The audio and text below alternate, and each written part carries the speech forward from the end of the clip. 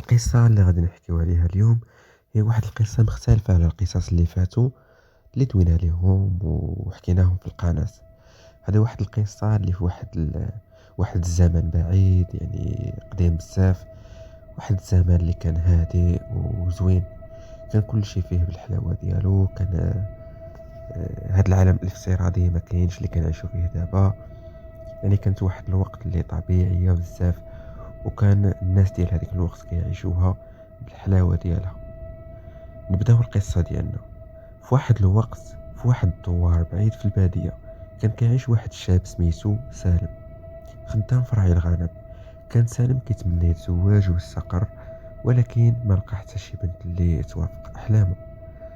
كان كيحلم بواحد البنت تكون زوينة وطيبة وتحب الحياة البسيطة في البادية. واحد النهار بينما كان سالم كيرعى الغنم ديالو في الواد، شاف واحد البنت غزالة جالسة تحت واحد الشجرة ديال التين. كانت لابسة واحد الثوب أبيض ناصح وشعرها كحل طويل. كان وجهها كيشع بالنور وعينيها فيهم واحد النظرة حنينة. قرب سالم منها بحذر وسولها على سميتها. بطبيعة الحال كانت الحشمة والحياء في هذيك الوقيته، وقالت ليه بصوت عذب فاطمة، يعني كانت الاسم ديالها فاطمة. عجبات سالم بزاف من النظرة الأولى، وحس بها هي البنت اللي كان يدور عليها. كان جمالها كيسحر القلوب وطيبتها كذلك. بدا كيمشي عندهم كل نهار وكيدوز معهم ساعات طويلة، كيهضروا ويستمروا يعني في الحديث. كان كيحكي ليها على حياته في البادية وعلى أحلامه في الزواج والاستقرار. كانت فاطمة كتسمع ليه باهتمام وتشجع على تحقيق الأحلام ديالو. دازت مدة قصيرة وتقدم سالم لخطبة فاطمة، ووافقت البنت على الزواج. تزوجوا في واحد الحفل بسيط حضروه الناس ديال الدوار، وعاش سالم وفاطمة في سعادة وهناء. كان سالم كيحب مراته بزاف وكيحس بها نعمة من عند الله. كانت فاطمة امرأة مثالية مهتمة بشؤون الدار وكترعى يعني الراجل ديالها. كان سالم كيحس بالامتنان لوجودها في الحياة ديالو. دازت شهور على الزواج، ودعاو سالم ومراته الحضور في واحد العرس. يعني واحد العرس كان في الجوار ديالهم. كان عرس صاخب والموسيقى عالية، عكس اللي كان متعود عليه سالم في الدوار العادي ديالو. كان سالم كيحس بالضيق في هذا الصخب، ولكن بغى يفرح مراته. بينما كان سالم كيحضر العرس على مرض، لاحظ أن فاطمة كتصرف بطريقة غريبة. كانت كترقص وكتغني بطريقة هستيرية وكأنها ماشي هي نفسها. كانت عينيها كيشعل بواحد النظرة غريبة، وكلامها ولا غير مفهوم. سالم ما اندمج في هذيك الوقيته لتصرفاتها في الاول، وظن انها مجرد فرحه ديال العرس. ولكن واحد القلق بدا كيتسلل لقلبه ملي رجع سالم ومراته للدار. كانت فاطمه عيانه بزاف ونعسات مباشره في الليل. فاق سالم على واحد الصوت غريب.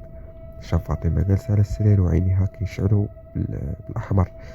تخيل معايا يعني تكون ناعس مالك ما بيك تفيق تلقى الزوج ديالك حداك وعينيها يعني حمرين في الظلام، غير هما اللي كيبانوا. كل المنظر ديالها مخيف وكأنه ماشي منظر مراته اللي كيعرف. خاف سالم من منظر مراته وسولها شنو واقع.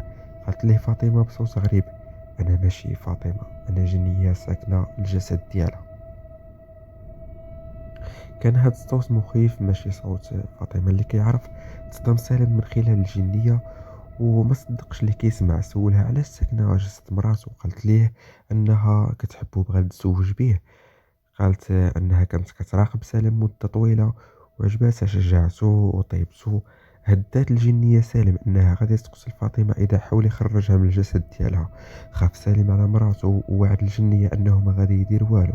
كان كيحب فاطمه اكثر من اي حاجه في الدنيا، وما كانتش يقدر يتحمل الفكرة ديال الفقدان ديالها. عاش سالم مع مراته المسكونة بالجنية وكان كيعاني بزاف. كانت الجنية كتاخدو معها في بعض الأحيان للعالم ديالها، وكان كيشوف فيه أشياء غريبة ومخيفة. كان هذا العالم عامر بالكائنات الغريبة والأشباح. كانت الجنية قوية بزاف، وما قدرش سالم يخرجها من الجسد ديال مراته بسهولة. حاول شحال من مرة يلقى طريقة باش يخرجها، ولكن المحاولات ديالو كانت ديما تبوء بالفشل.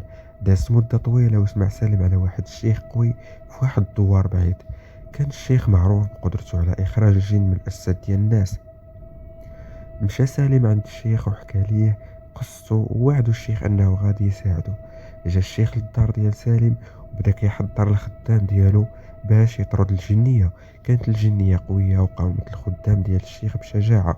دار صراع طويل بين الخدام ديال الشيخ والجنية، وكانت الجنية كتغلب عليهم في بعض الأحيان. مع صراع طويل قدر الشيخ أخيرا يخرج الجنية من جسد فاطمة. قبل ما تختفي وعدت الجنية سالم أنها غادي ترجع واحد النهار باش تاخده هو. عاش سالم وفاطمة في سعادة وهناء بعد ما تخلصوا من الجنية. في هذيك الوقيتة ومن بعد ما داز وقت طويل حملات فاطمة وولدات بنت زوينة. كان سالم فرحان بزاف ببنته وكان كيحبها أكثر من أي حاجة في الدنيا. واحد النهار حلم سالم واحد الحلم اللي غريب ومرعب في نفس الوقت. شاف في الحلم الجنية وهي هزة بنته وكتقول ليه غادي ناخدها واحد النهار، غادي ناخدها منك واحد النهار. فاق سالم من النعاس مذعور وعرف ان الجنية مازال ما نساتوش. كان كيعرف انها غادي ترجع واحد النهار باش تاخده هو وبنته، ولكن كان كيتمنى يكون هذا النهار بعيد. كان كيعيش في واحد الخوف دائم من رجوع الجنية، ولكن كان كيحاول يعيش حياته بشكل طبيعي ويستمتع بوقته مع مراته وبنته. ولكن داكشي اللي غادي يوقع ما كانش كيتوقعه نهائيا.